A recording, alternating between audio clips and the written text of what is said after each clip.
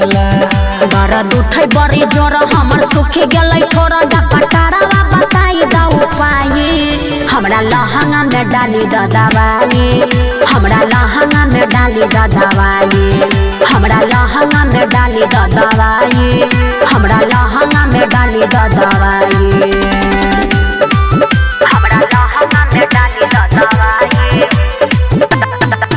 हमरा लहंगा mix by Gopal Yadav हमरा लहंगा में डाली द दवाई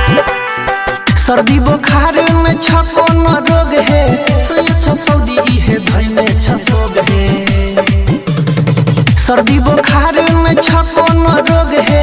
सौदी है धई में छसोग है हाय जमीन हमर पड़ गेलै रौदी सऊदी में सैया भरै सौतीन के हौदी हमर टूटै छै कमर अभी नया छै उमर कोनो सुई दहन लगाई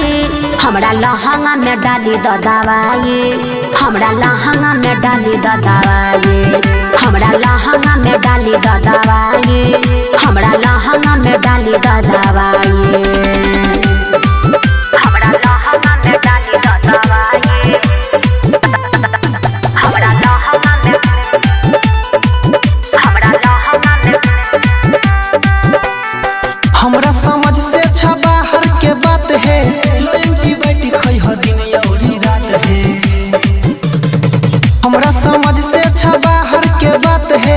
लो एंटीबायोटिक खै ह दिन औरी रात है हे तैया राम तले बा तोरे नाम हो घरे बुलाए बौआ नील सुबह शाम बहे अखिया से लोर दर्द करे पोर पोर पर बिन गोपाल बनल छै हर जाई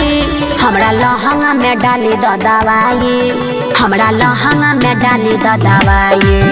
हमरा लहंगा में डाली द दवाई हमरा लहंगा में डाली द दवाई आवा लगाई दिया याला झूठो के कोरै छहाला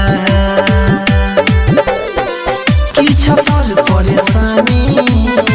बोला है गरम मसाला दर्द उठे बड़ी जोर हमर सुखी गलै थोड़ा डकटारा बताई दा उपाय हमरा लहंगा में डाली द दवाई हमरा लहंगा में डाली द दवाई हमरा लहंगा में डाली द दवाई हमरा लहंगा में डाली द दवाई